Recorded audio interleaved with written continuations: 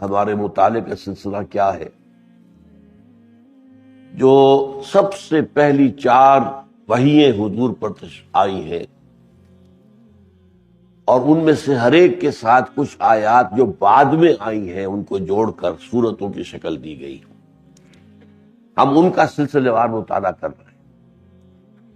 سب سے پہلی وحی سورۃ العلق کی 5 آیات، باقی آیات جو ہیں وہ بعد میں آئی ہیں اور پھر ان میں جمع کر دی۔ یہ سب حضور کے حکم سے ہوا ہے، یہ ایسے ہی نہیں ہے، کسی کا اجتہادی معاملہ نہیں ہے، کوئی الل ٹپ نہیں ہے، بلکہ یہ سب کچھ حضور کے فرمانے سے ہوتا تھا کہ جب کوئی آیتیں نئی نازل ہوئی ان کو فلاں صورت میں فلاں آیت کے آگے رکھ لو، اس طریقے سے آپ گویا کہ ترتیب فرماتے جاتے تھے۔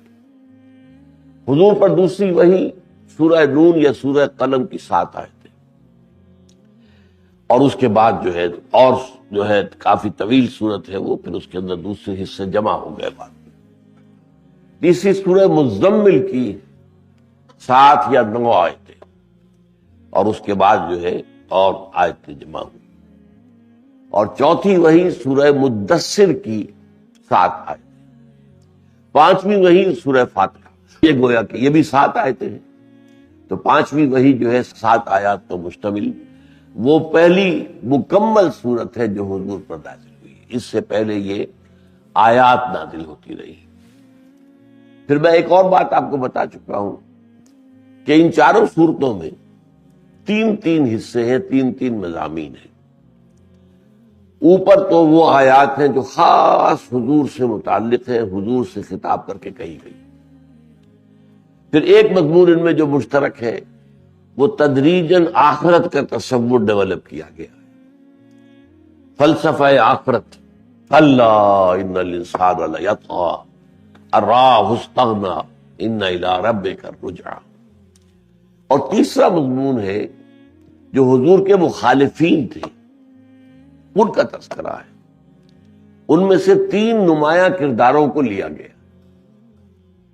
اب یہاں آپ جان لیجئے پہلی بات تو یہ کہ حضور پر جب وحی کا آغاز ہوا اور جب آپ نے اپنی نبوت کا اعلان کیا تو جو مخالفت ہوئی ہے وہ 3 برس تک، اس مخالفت کے بارے میں 2 باتیں نوٹ کر لیجئے۔ وہ مخالفت ذاتی طور پر، شخصی طور پر حضور کی تھی۔ ابھی ایمان لانے والے چند تھے، ان کی لوگوں کو زیادہ پرواہ نہیں تھی، انہیں یہ توقع ہی نہیں تھی کہ یہ جو ہے کوئی بڑی شے بن جائے گی اور بڑی تحریک بن جائے گی اور ہمارے لیے وہ بہت خطرے کا باعث ہو جائے گی، ہمارے مفادات کے لیے، ہمارے اقتدار کے لیے۔ وہ شکل یہ تھی کہ بس وہ اس میں جو اصل مرکزی شخصیت ہے اگر کسی طرح اس کو داغدار کر دیا جائے، اس کی کریڈیبلٹی ختم کر دی جائے، یا یہ کہ اس کی ول پاور کو کرش کر دیا جائے، اتنا اس کا ساتھ کیا جائے معاملہ کہ ان کی قوت ارادی جواب دے جائے، تو باقی سب خود بخود ٹھیک ہو جائیں گے۔ تو اصل میں تو جو ہے اس تحریک، اس دعوت کی اصل جڑ اور بنیاد تو حضور کی شخصیت ہے۔ دوسری بات یہ کہ اس میں بھی ابتدائی 3 سالوں میں محسوس ہوتا ہے کہ کوئی فزیکل پرسیکیوشن نہیں ہوئی، کوئی مار دھاڑ، کوئی جو ہے اسالٹ، فزیکل اسالٹ، وہ نہیں ہوئی ہے۔ یہ 3 سال کی بات ہے۔ چوتھے سال سے چونکہ اب اس بات ایسی پیدا ہو گئی کہ انہیں محسوس ہوا کہ یہ تو ہم اسے مشت غبار سمجھے تھے، یہ تو آندھی بن گئی ہے، اور اب خاص طور پر یہ کہ ہمارا نوجوان طبقہ ان کی طرف متوجہ ہو گیا ہے، ہمارے نوجوان ایماندار ہیں، ان کے ساتھ شامل ہو رہے ہیں۔ اس سے بھی زیادہ خطرناک بات یہ کہ ہمارے غلام شامل ہو رہے ہیں ان کے ساتھ۔ یہ تو یوں سمجھیے کہ کوئی جو ہے بارود کا ذخیرہ ہو اور یہ اس میں چنگاری ڈالنے والی بات ہے۔ غلام جو ہے دبے ہوئے تھے، پسے ہوئے تھے، مقہور تھے، مظلوم تھے، تو ابھی تو خیر وہ چپ تھے، ایک روایت دنیا کی چلی آ رہی تھی، انہوں نے بھی اس کو قبول کیا ہوا تھا۔ لیکن اگر ان کے اندر یہ نئی دعوت آ گئی اور انہیں اپنے تشخص کا احساس ہو گیا تو پھر یہ کیا کریں گے؟ بارود پھٹے گا، دھماکہ ہو جائے گا۔ لہذا اس کے بعد جو پرسیکیوشن شروع ہوئی ہے وہ فزیکل پرسیکیوشن، مار دھاڑ، بھوکے رکھنا، نوجوانوں کو خاص طور پر زنجیروں میں باندھ کر گھروں میں ڈال دینا، فاقے دینا، کھانے کو نہ دینا، مارنا، اور خاص طور پر مارنے کا عمل جو ہے وہ غلاموں کے ساتھ ہوا۔ ظاہر بات ہے کہ ان کو تو کوئی پروٹیکشن تھی نہیں، نوجوانوں کو بھی ہوا، مارا گیا، اس لیے کہ نوجوانوں پر بزرگوں کو حق ہوتا ہے۔ بزرگ جو ہے وہ جو کچھ چاہے کر لے، باپ جو چاہے کر لے، چچا جو چاہے کر لے، لیکن یہ کہ غلاموں کو معاملہ تو بہت ہی آگے تھا، ان کا تو سرے سے کوئی حق ہی نہیں تھا۔ جو ان کے آقا تھے وہ مالک تھے، اس معاشرے میں تو انہیں اختیار تھا، جب چاہے اپنے غلام کو ذبح کر دیں، مار دیں، کوئی ان سے پوچھنے والا نہیں تھا۔ جیسے آپ کی کوئی بکری ہے، آپ جب چاہیں ذبح کریں اور اس کا گوشت جو ہے پکا کے کھائیں، کوئی آپ سے پوچھے یہ کیا کیا تم نے؟ تو اسی طرح کا معاملہ غلاموں کا تھا، ملکیت تھے، جیسے بکری ملکیت ہے ویسے وہ بھی ملکیت تھے۔ تو یہ تدریجاً ہوا ہے معاملہ ایذا کا، اور جس کو پرسیکیوشن کہتے ہیں، ابتلا کہتے ہیں، ٹارچر کہتے ہیں، اس کا معاملہ ہوا ہے۔ تو ابتدا میں جو ہے وہ صرف شخصی پرسیکیوشن حضور کی، وہ بھی زبانی قدر۔ البتہ یہ ہے کہ پھر اس کے اندر کردار تین رفتہ رفتہ نمایاں ہوئے، ان میں سے ایک ایک کا یہاں پر قرآن میں ذکر کیا گیا ہے۔ ان میں کچھ لوگ تھے جو بدترین لوگ تھے، ہر خیر سے خالی، انسانیت سے بھی عاری، انسانی جوہر سے بھی محروم، نہ اخلاق، نہ جرت، نہ شجاعت۔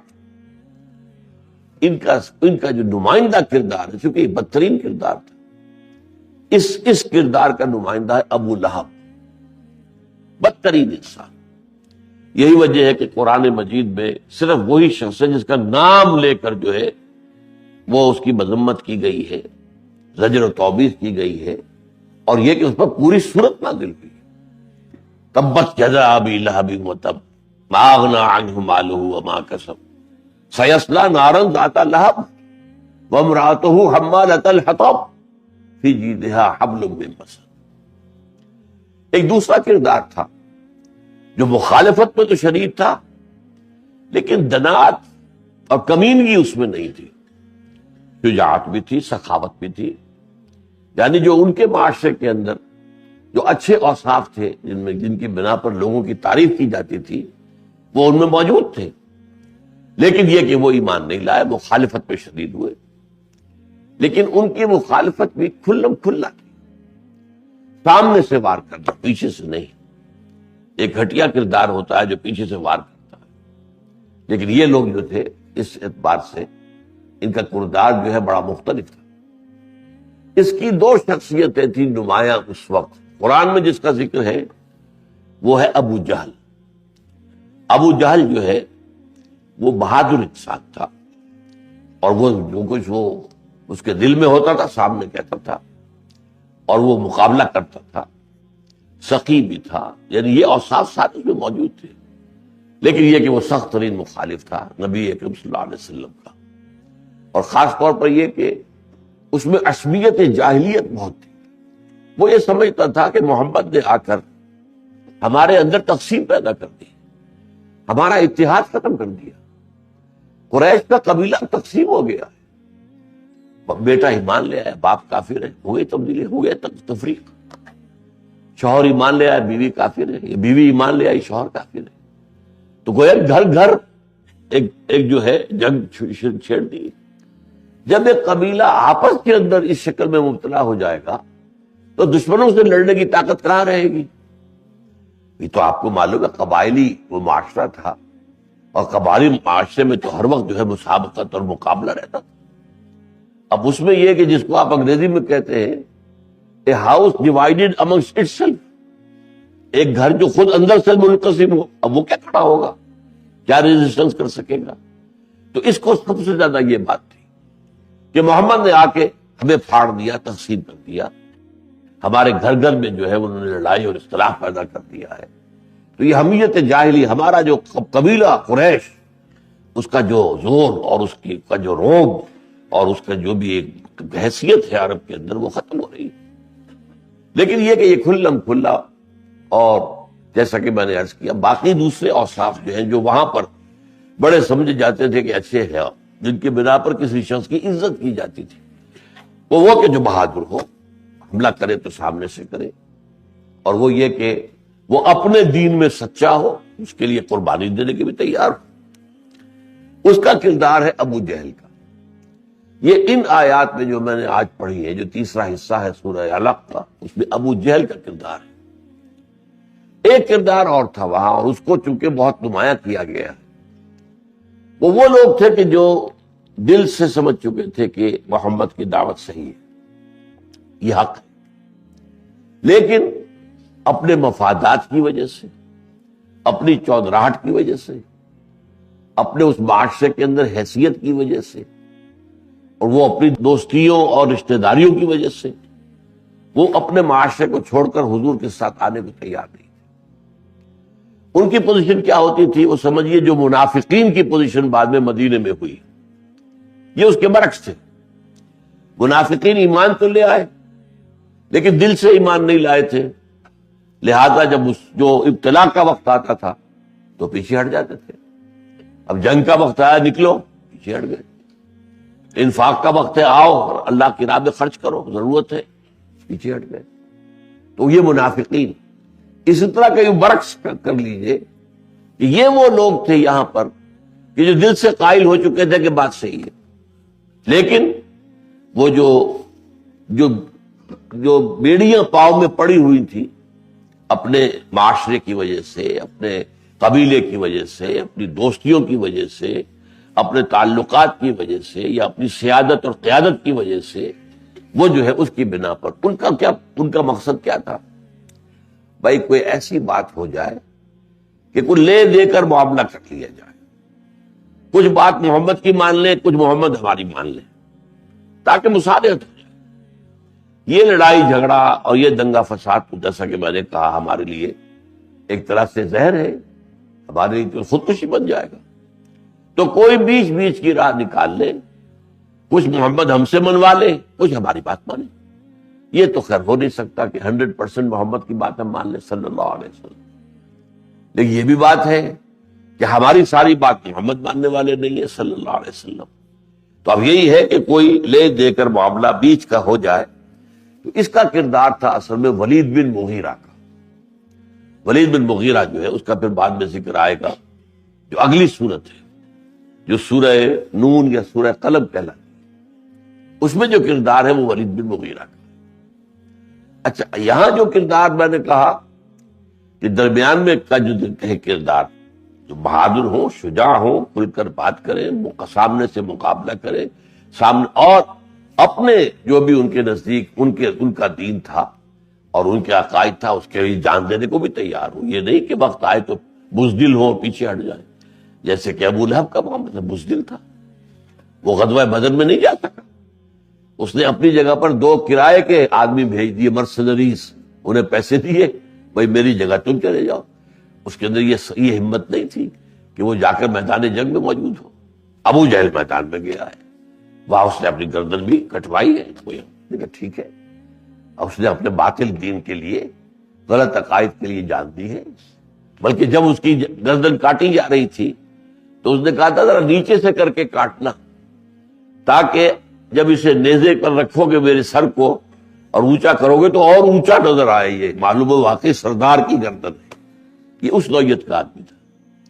اچھا، ایک دوسرا کردار اسی نوعیت کا تھا جو پھر ایمان لے آیا، لیکن باقی اعتبارات سے یہی سارے اوصاف اس میں بھی تھے: شجاعت، مردانگی، جو بات کہنا اس پر عمل کرنا، حملہ کرنا تو سامنے سے کرنا، پیچھے سے نہیں، بزدلی نہ دکھانا، اور اس میں اور جو ہے سخاوت بھی، یہ سارے کردار موجود تھے۔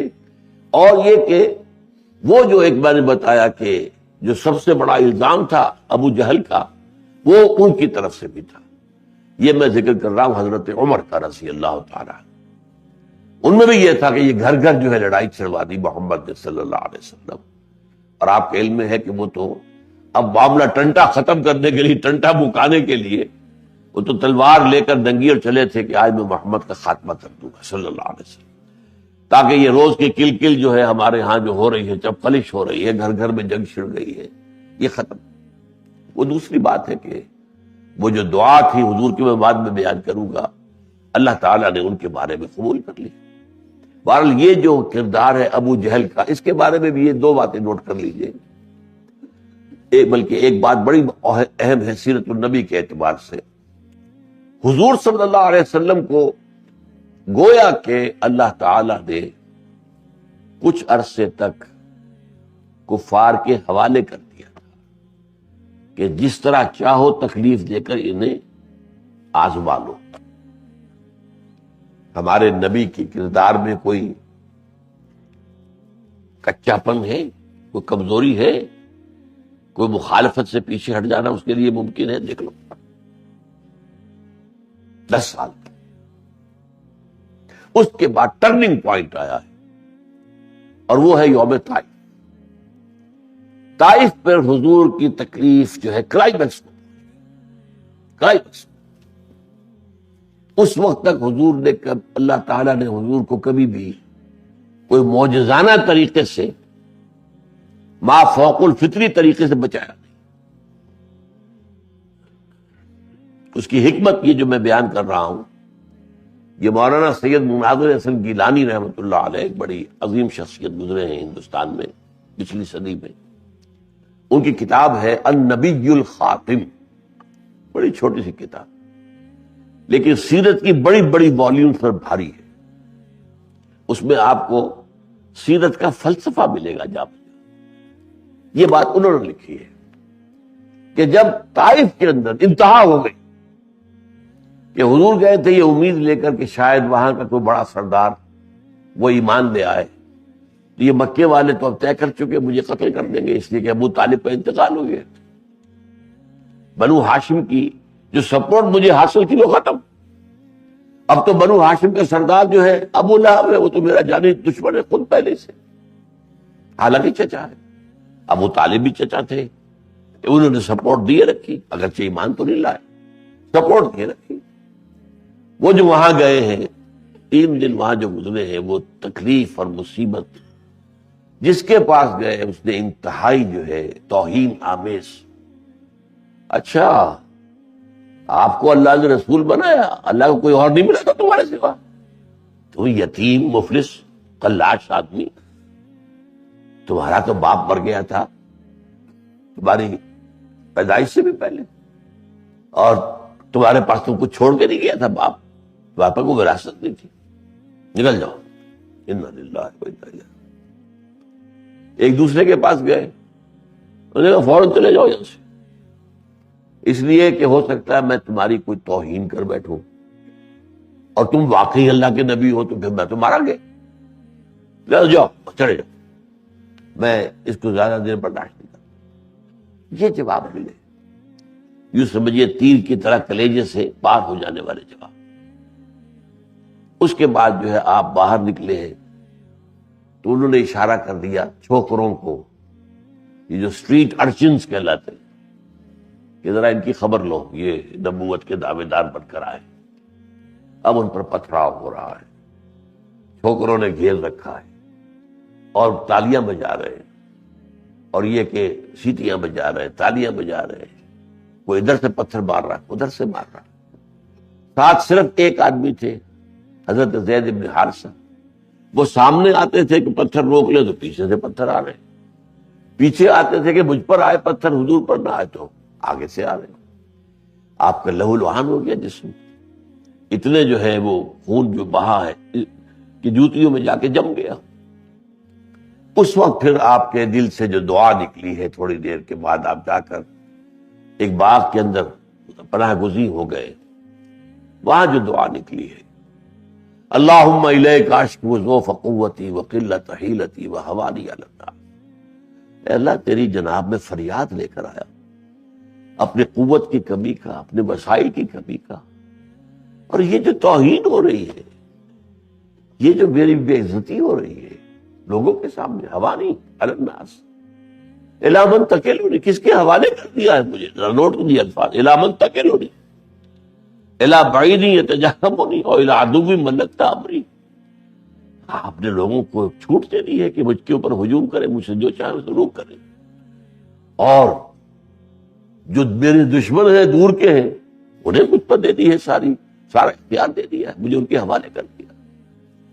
لیکن اس فریاد کے بعد پھر وہ مقام عبدیت جو ہے وہ لوٹ کر آیا.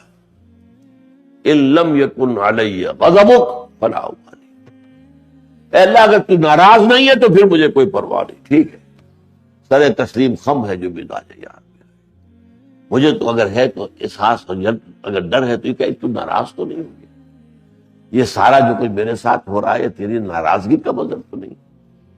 پر یہ ہے پوائنٹ، مولانا مناظر حسن گیلانی رحمۃ اللہ علیہ کہتے ہیں یہ پوائنٹ ہے جس کے بعد ٹرننگ پوائنٹ ہو گیا.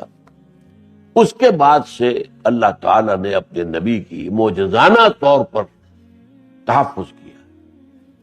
چنانچہ آپ کو معلوم ہے کہ جس رات آپ نکلے ہیں گھر سے، رات کو مدینے کے لیے جانے کے لیے، ہجرت کے لیے، تو پہرا تھا چاروں طرف گھر کے، کسی کو آپ نظر ہی نہیں آئے. صبح کو جا کر انہوں نے گھر کے اندر بستر کی چادر اٹھائی تو حضرت علی سو رہے تھے، حضور تو نکل گئے تھے. اسی طرح غار ثور کے اندر جبکہ کفار عین اس کے دہانے پر پہنچ چکے تھے، اور جو کھوجی تھا وہ لے آیا تھا کہ میرا فن بتاتا یہی ہے محمد. تمہارا دماغ خراب ہوا، اس غار کے اندر ہو سکتا ہے کوئی؟ اس کے اوپر تو جو ہے مکڑی کا جالا تنا ہوا ہے، کوئی اندر جاتا تو جالا ٹوٹ نہ جاتا. پر یہاں تو ایک کبوتری نے انڈے دے رکھے، کوئی یہاں داخل ہوتا تو کبوترے کے انڈے ٹوٹ نہ جاتے. تمہارا دماغ خراب ہوا، واپس رہے. تو اللہ تعالیٰ نے اس طریقے سے اپنے نبی کو، حالانکہ اندر حضرت ابو بکر ساتھ تھے اور وہ یہ کہہ رہے تھے کہ اے رسول اللہ صلی اللہ علیہ وسلم، اگر انہوں نے اپنے قدموں کی طرف بھی نگاہ ڈال دی تو ہم نظر آ جائیں گے، پکڑے جائیں گے. اور حضور فرما رہے تھے لا تحزن ان اللہ معنا، گھبراؤ نہیں، اللہ ہمارے ساتھ ہے. اس غار کے اندر جو کہیں ایسے تھے، کہیں کوئی معلوم ہوتا کہ یہ بل ہے، کسی کا سانپ کا بھی ہو سکتا ہے، یہ بچھو کا بھی ہو سکتا ہے. ایک بل کے اوپر حضرت ابو بکر نے اپنی ایڑی لگا دی تھی تاکہ یہاں سے کوئی جانور نکلے تو مجھے کاٹے. وہاں کاٹا ہے کسی نے، شدید درد ہوا ہے، اور اس سے آنسو نکل کے حضور پر، حضور جو ہے حضرت ابو بکر کی ران کے اوپر سر رکھ کر آرام کر رہے تھے، تو چہرے پر آپ کے حضور کے چہرے پر آنسو گرے، لیکن ضبط کیا رکھا ہے، وہاں سے ایڑی نہیں ہٹائی حضرت ابو بکر رضی اللہ تعالیٰ. تو بہرحال میں نے بتایا آپ کو کہ یہ ٹرننگ پوائنٹ ہے. معلوم ایسا ہوتا ہے کہ دو مواقع پر اس ٹرننگ پوائنٹ سے پہلے، یعنی سن 10 نبوی، ابھی ہجری تو شروع ہی نہیں ہوا، ہجری تو شروع ہوگا ابھی اور 3 سال بعد، اس سے 2 مرتبہ پہلے ابو جہل نے اسالٹ کیا ہے حضور پر. وہ مار دھاڑ نہیں کی، لیکن یہ کیا ہے کہ حضور خانہ کعبہ کے سامنے کھڑے نماز پڑھ رہے ہیں. آیا، اس نے اپنی جو چادر تھی اس کو بٹ دے کر رسی کی شکل دی اور گلے کے اندر پھندا ڈالا، اس کو کھینچا دونوں سروں کو کہ حضور کی آنکھیں ابل پڑی. وہ خبر ہوئی، حضرت فاطمہ بھاگی ہوئی دوڑی ہوئی آئی، چھوٹی بچی، میرے والد کے ساتھ کیا ہو رہا ہے. بہرحال اس سے آگے معاملہ نہیں، یہ ضرور کیا اس نے. ایک اور مرتبہ یہ کیا کہ حضور نماز پڑھ رہے تھے خانہ کعبہ کے سامنے، جب سجدے میں گئے ہیں تو اس نے کہا اپنے ایک حواریین سے، اس کی جو ہے مجلس بڑی جمی ہوئی ہوتی تھی ہمیشہ، اور اسی پر وہ فخر کرتا تھا کہ میری بیٹھک، یا آپ کو معلوم ہے کہ پٹھانوں میں حجرہ کہلاتا ہے، جو جتنا بڑا آدمی ہوتا ہے زمیندار اتنا بڑا حجرہ ہوتا ہے، اتنے ہی وہاں لوگ آئے ہوئے ہوتے ہیں. اسی طریقے کوئی لفظ جو ہے وہ سندھیوں کے اندر بھی ہے، وہاں بھی ان کا ایک ایسی جگہ ہوتی ہے بڑے لوگوں کی، اوطاق، وہ اوطاق کہتے ہیں. تو وہاں پر جو ہے لوگ آ کر بیٹھتے ہیں، وہاں پر کوئی قہوہ وغیرہ چائے یہ چلتا رہتا ہے. تو بڑے سردار کی نشانی یہ کہ جس کی سب سے زیادہ بھری محفل بیٹھ، اتنا ہی بڑا وہ سردار. تو اس کی محفل جو تھی، اس نے ایک کو کہا کہ دیکھنا جانا، وہ فلاں جگہ پر ایک اونٹ ذبح ہوا تھا، اس کی اوجڑی اٹھا کے لاؤ. اور اب جب یہ محمد سجدے میں جائے وہ اوجڑی ان کی گردن پہ رکھ دینا. وہ گیا، جا کر لایا اوجڑی، بھری ہوئی اوجڑی اونٹ کی، اور لا کر جب حضور سجدے میں گئے آپ گردن پر رکھ دی، گردن اور شانے پر. اب اس کا وزن اتنا تھا کہ حضور گردن نہیں اٹھا پا رہے.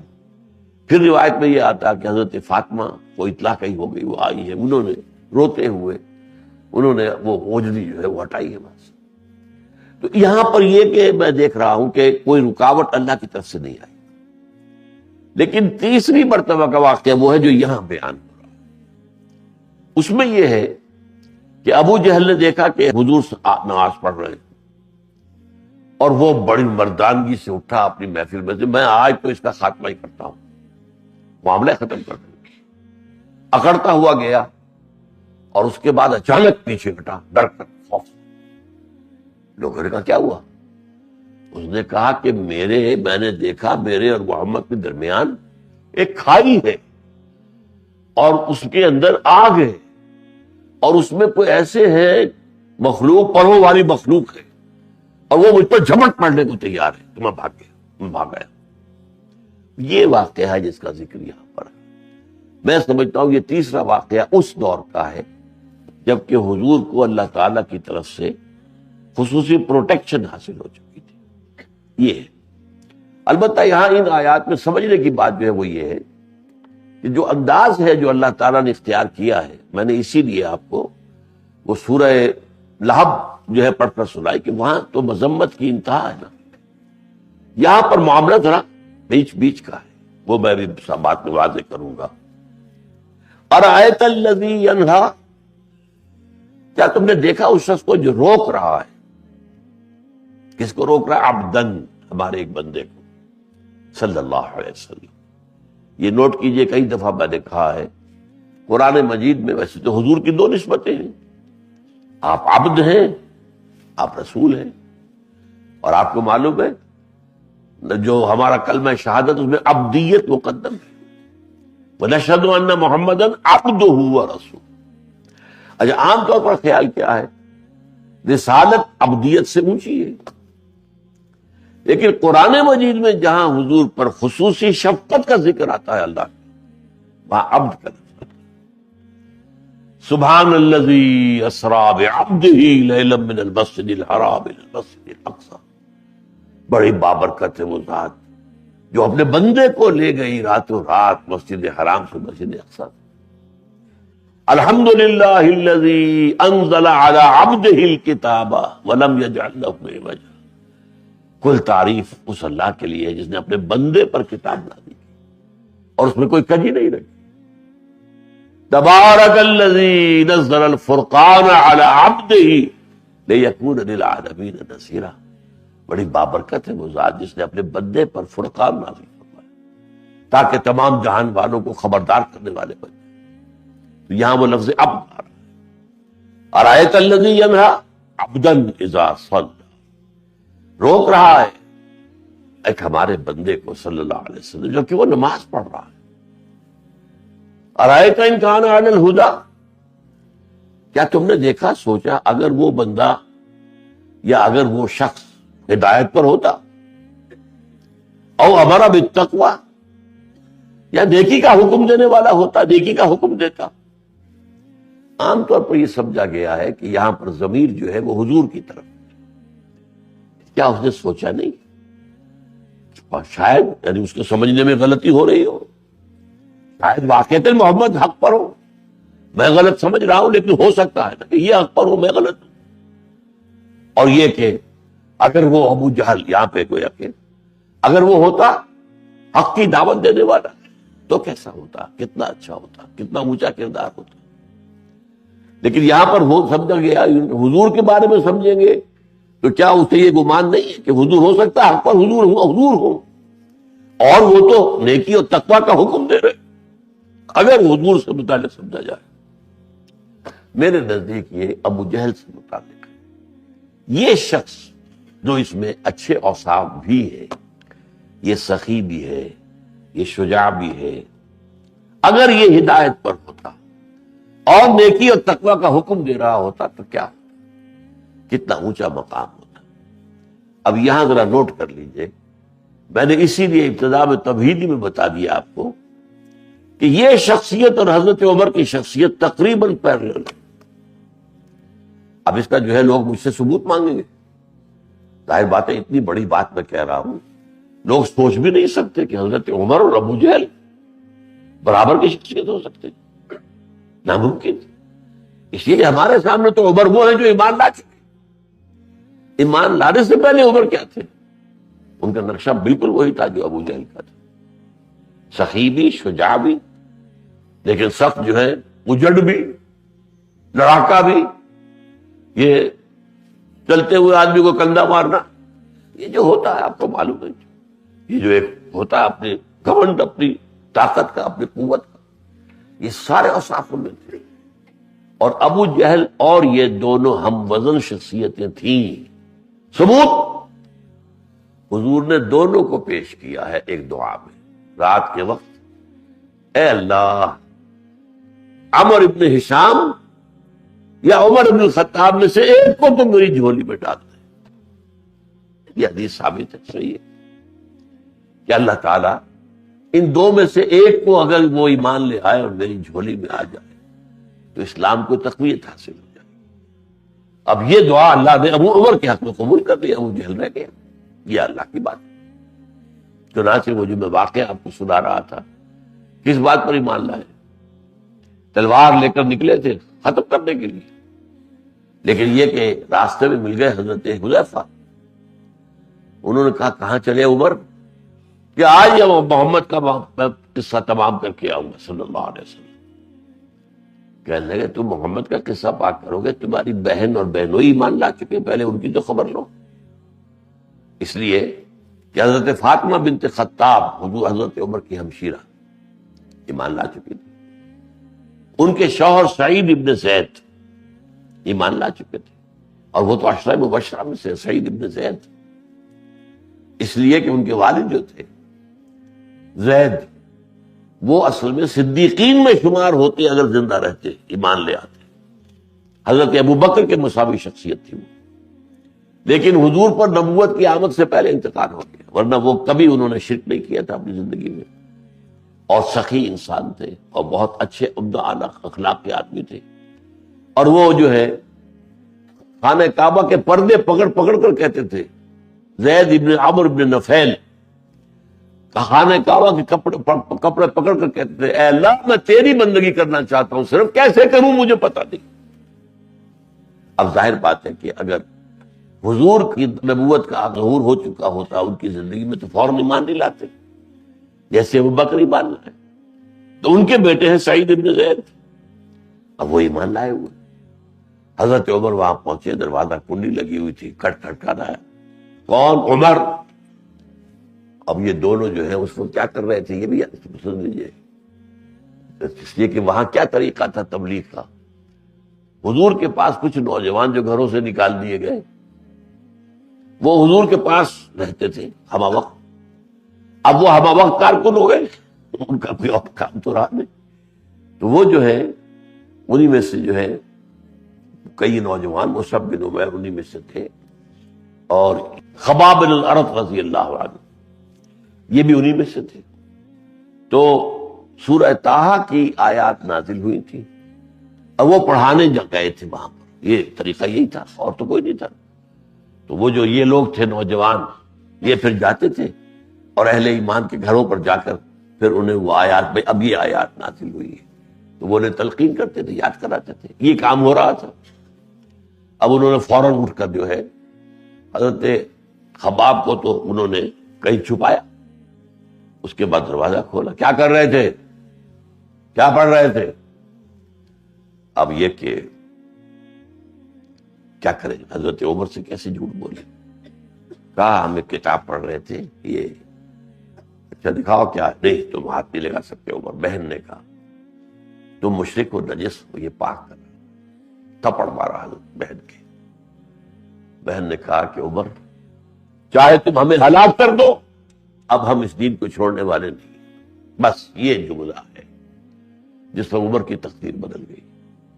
یہ صنف نازک، یہ لڑکی، یہ عورت، اور اس کو میں نے یہ تھپڑ مارا ہے اور یہ تیار ہے ہلاک ہونے کے لیے، دین نہیں چھوڑیں گے، ایمان لے آئے۔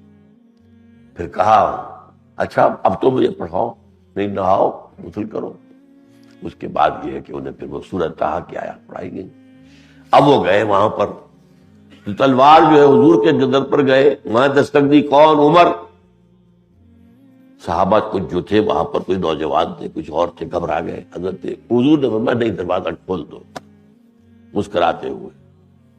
اب وہ اندر داخل ہوئے ہیں تو تلوار جو ہے گلے میں لٹکا رکھی تھی. کیا تو تلوار ہاتھ میں کھینچی ہوئی تھی، یہ گلے میں لٹکانا یہ غلاموں کا ایک کام سمجھا جاتا تھا. تو میں یہ عرض کر رہا ہوں کہ یہ دونوں شخصیتیں مساوی، اور اسی لیے حضور نے دونوں کو پیش کر دیا کہ اللہ، اس کا ابو جہل کا نام عمرو تھا، عمرو بن ہشام، اس کے باپ کا نام ہشام. یہ نام ابو جہل سے کیوں مشہور ہے؟ اس کی کنیت ابو جہل کیوں بن گئی؟ جہالت کا باپ. اچھا، جہالت کا لفظ جو ہے ہماری زبان میں کسی اور معنی میں، ان پڑھ کے معنی میں.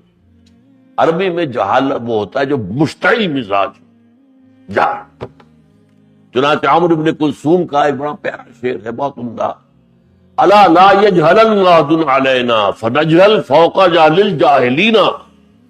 دیکھنا ہم پر کوئی جہالت نہ اختیار کرے، یعنی ہم پر کوئی جو ہے کوئی حملہ نہ کر دے جہالت کے اندر اور اب جوش میں آ کر. الا لا یجہلن احد علینا فنجہل فوق جہل الجاہلین. پھر ہم تمام جاہلوں سے بڑھ کر جاہل ثابت ہوں گے. تو یہ گویا کہ ان کا رجیہ کلام تھا. تو جو بھی ایک بہادری اور شجاعت کے لیے وہ لفظ جہل استعمال کرتے تھے، غصے میں آ کر جو فوری طور پر جو ہے آمادہ پیکار ہو جائے. تو ابو جہل اس کا نام تھا. تو اس حوالے سے لیکن یہ کہ اللہ تعالیٰ نے، حضور نے دونوں کو پیش کیا. ہشام، عمرو بن ہشام یا عمر ابن خطاب. یہ لفظ عمر ہے، یہ عمرو ہے، ان دونوں میں فرق ہے. عام طور پر ہمارے لوگ جو ہے حضرت عمرو ابن العاص کو بھی عمرو پڑھتے ہیں، عین چونکہ لگا ہوا ہے، عمرو واو ہے آگے نہیں ہے، لیکن یہ کہ یہ عمرو ہے. عمرو کا لکھنے کا طریقہ وہ ہے، پڑھنے کا طریقہ جو عمرو. حضرت عبداللہ ابن عمرو ابن العاص رضی اللہ تعالیٰ عنہما. اور عمرو ابن العاص بہت بڑے سردار تھے اور بڑے فاتح تھے مصر کے، اور پھر گورنر رہے. تو یہاں کہا جا رہا ہے، تھا کیا تم نے سوچا اگر یہی شخص ابو جہل اگر ہدایت پر ہوتا تو کیا ہوتا؟ عمر بنتا، فاروق بنتا، اور امر بالتقوی، اور یہ یا کہ تقوی کا، نیکی کا، بھلائی کا حکم دیتا، جیسے ہمارا بندہ رسول دے رہا ہے. جیسے ہر جو بھی شخص ایمان لاتا تھا وہ اس کام میں لگ جاتا تھا. جو بھی ایمان لایا وہ داعی بن گیا، وہ مبلغ بن گیا. ارائیت ان کذب وتولی، کیا تم نے دیکھا اگر یہ جھٹلا رہا ہے، نفی کر رہا ہے، محمد کو جھوٹا کہہ رہا ہے، وتولی، اور پیٹ موڑ رہا ہے. الم یعلم بان اللہ یرا، کیا وہ جانتا نہیں ہے کہ اللہ دیکھ رہا ہے؟ اللہ کو تو مانتے تھے نا، اللہ کے تو منکر نہیں تھے. وہ تو دوسری بات یہ ہے کہ انہوں نے اللہ کے ساتھ چھوٹے چھوٹے الہ ملا دیے تھے، چھوٹے چھوٹے خدا. بڑا خدا تو ایک ہی تھا، اللہ. اللہ اس کے ساتھ تو کوئی نہیں تھا. قرآن میں آتا ہے بار بار، وَلَئِن سَأَلْتَهُم مَّنْ خَلَقَ السَّمَاوَاتِ وَالْأَرْضَ لَيَقُولُنَّ اللَّهُ. اگر ہے نبی آپ ان سے پوچھیں گے مشرکوں سے کس نے پیدا کیا آسمان اور زمین، تو یہ کہیں گے اللہ نے کیا. اس میں کوئی شک نہیں تھا. ہاں اللہ کے کچھ نائب ہیں یا کچھ منہ چڑھے جیسے مصاحب ہوتے ہیں، کسی بڑے بادشاہ کے جو ہے کوئی مصاحبین ہیں، تو مصاحب کی بات تو نہیں ٹال سکتا نا بادشاہ، اپنا مصاحب ہے. یا پھر کوئی اس کے جو ہے نائبین ہیں، تو نائبین کی بات بھی ماننی پڑتی ہے. یہ ہے اصل شرک جو دنیا میں رہا ہے. دنیا میں کبھی بھی یہ نہیں ہوا کہ اللہ کا سرے سے انکار کیا گیا، اللہ کو مان کر الہ. اسی طرح ہندوؤں کے ہاں کیا ہے؟ مہادیو وہ ایک ہی ہے، دیوی دیوتا یہ بہت بے شمار ہے، ان کی گنتی نہیں ہو سکتی. انگریزی میں کیا ہے؟ بڑے جی سے لکھا جائے گا گاڈ، وہ ایک ہی ہے.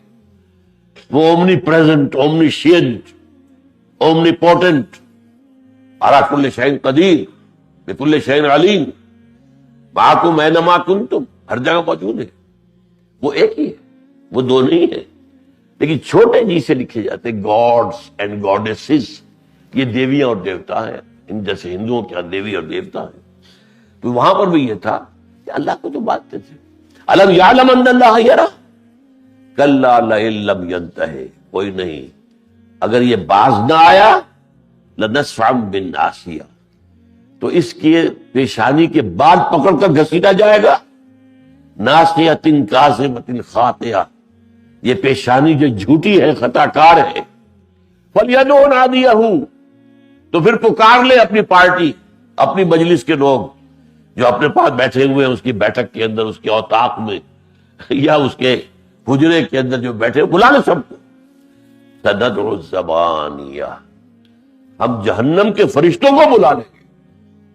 یہ جہنم کے فرشتے تھے جو کھائی میں اسے نظر آئے، پروں کی مخلوق، پروں والی، اور وہ آگ اس کی کھائی کے اندر تھے، اور جب میں بڑھا ہوں تو مجھ پر وہ ٹوٹ پڑنے کو تیار تھے، تو میں پیچھے ہٹ گیا۔ یہ واقعہ جو ہے یہ سیرت کے اندر موجود ہے، اور وہی در حقیقت ان آیات کی صحیح تعبیر ہے، صحیح تعبیر اور صحیح تفسیر ہے۔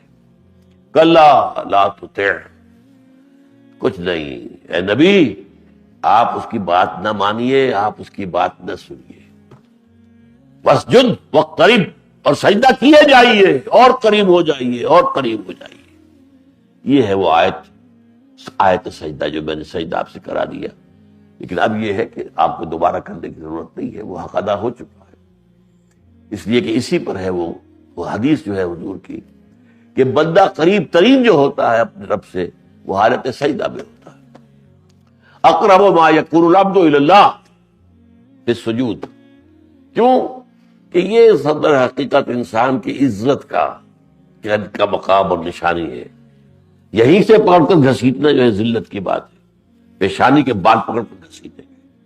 لنصفعا بالناصیہ، ناصیۃ کاذبۃ خاطئہ، فلیدع نادیہ، اسے بڑا ناز ہے، میری چوپال میں اور میری اوطاق میں اور میرے حجرے میں بہت لوگ ہوتے ہیں بیٹھے، میں انہیں چائے پلاتا ہوں، میں انہیں یہ کرتا ہوں، میں انہیں کھانا کھلاتا ہوں، تو بلا لے اپنی پارٹی کو اور اپنی مجلس کے لوگوں کو۔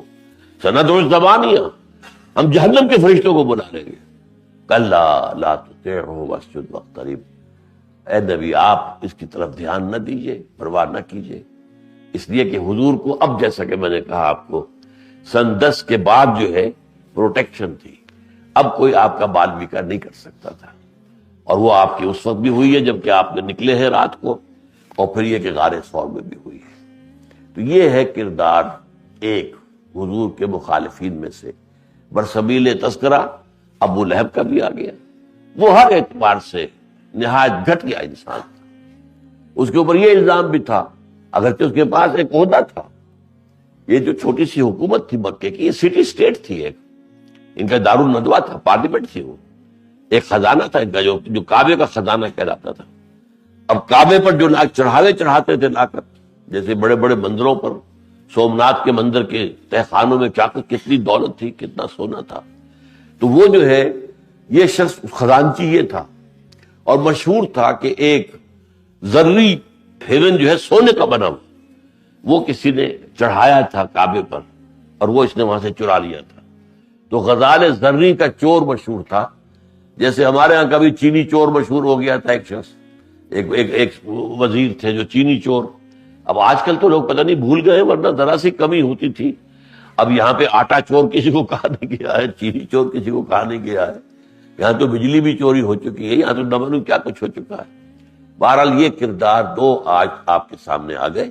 بارک اللہ لی ولکم فی القرآن العظیم ونفعنی وإیاکم بالآیات والذکر الحکیم۔